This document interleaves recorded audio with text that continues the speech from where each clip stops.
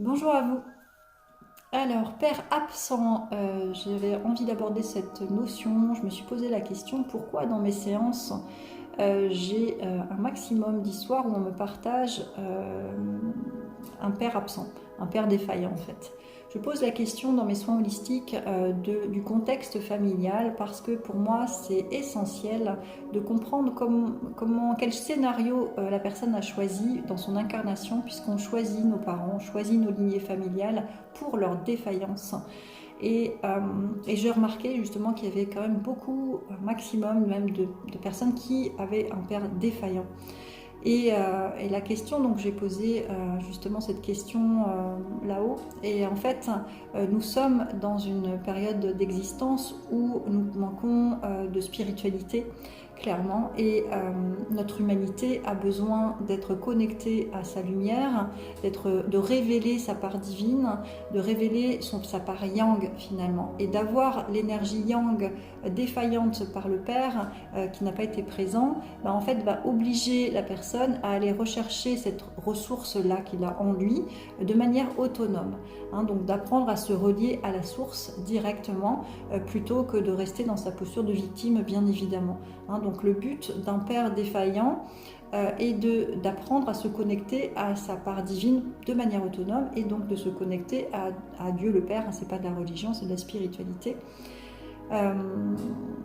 Alors, effectivement, notre système donc manque de spiritualité, et ça me paraît complètement logique que justement il y ait une défaillance des hommes, des pères, parce qu'ils ont besoin, on a besoin en fait de retrouver cette part yang en soi. Voilà. Y a-t-il autre chose à dire par rapport à cette défaillance, ces pères défaillants, Alors, ça crée beaucoup de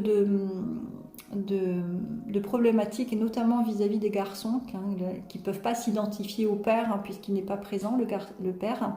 Alors il peut être présent ou trop présent, enfin, en tous les cas, dans le défaillant, ça peut aller du père qui viole au qui bat, et le père absent. Il y a tout un tas de scénarios qu'on choisit, que chacun choisit. Et donc en fait ça pose problème parce qu'effectivement l'enfant aura du mal à reconnaître sa propre valeur. Et dans les séances que j'ai, à chaque fois les personnes en fait sont déjà des personnes de valeur, et ils ont tout un chemin d'apprentissage à reconnaître sa propre valeur. Donc l'idée de sortir de la posture de victime sera essentielle pour se réaliser.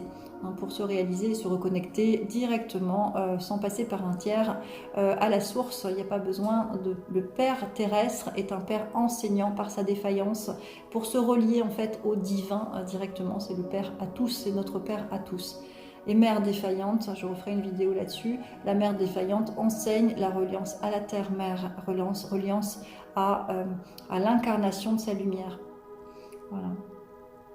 Y a-t-il autre chose à dire par rapport au père défaillant? Alors aujourd'hui ça change, les choses sont en train de changer, il y a beaucoup d'hommes qui sont incarnés, des hommes du masculin sacré, donc qui ont justement beaucoup plus de douceur et de féminin en eux, qui ont ce juste équilibre en eux, qui souffrent beaucoup de ces hommes précédents qui ont justement gardé cette posture trop masculine, manquant de douceur, masculine, c'est-à-dire l'homme qui n'a pas le droit de pleurer, qui travaille dur, qui est dans une posture autoritaire. Donc ça, c'est en train de changer déjà. Donc il y a quand même un mieux. Notre société, notre humanité évolue, bien entendu, et va faire qu'évoluer de toute façon dans le sens idéal de l'équilibre entre le yin et le yang. Donc toutes les personnes qui ont souffert d'un père défaillant, effectivement, ce sont des gens qui ont de la valeur, bien sûr, et qui sont dans l'apprentissage de reconnaître leur propre valeur pour justement aider les autres à reconnaître sa propre valeur. Tout a un sens spirituel. N'abandonnez jamais ce regard-là avec de la hauteur. Tout a un sens spirituel, et ça permet de comprendre beaucoup de choses dans notre vie et de sortir de la posture de victime. Bien à vous.